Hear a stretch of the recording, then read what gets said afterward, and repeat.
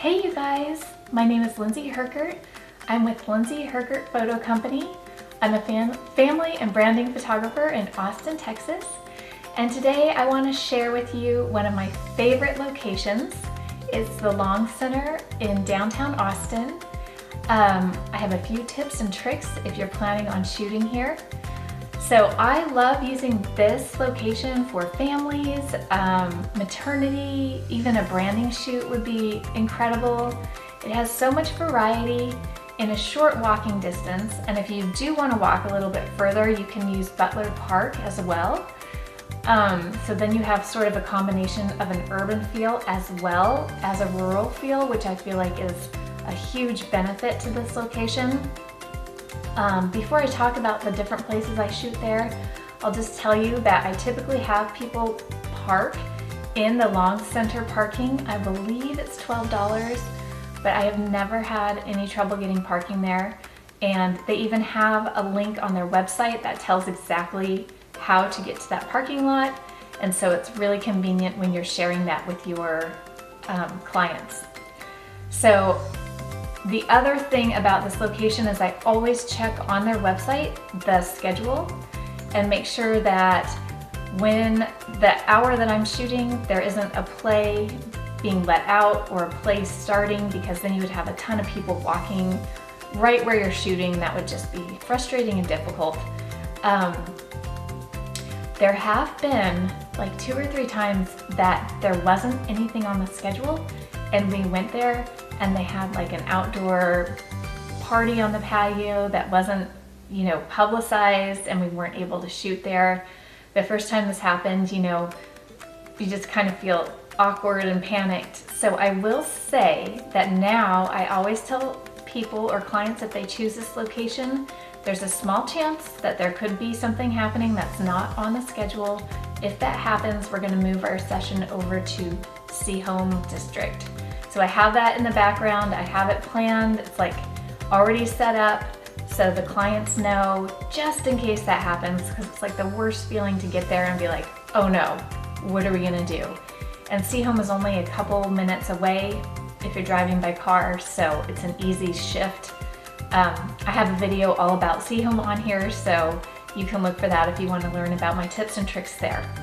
Okay, so if I were going to the Long Center and I was going to utilize Butler Park as well as the Long Center, I would start at Butler Park. I always want to end at the Long Center because you want that direct light from sunset at the very end, because it catches on the skyline and it's just gorgeous. So you always want to plan for lighting reasons to end. It's called the HEB Terrace. That's where you would end your shoot.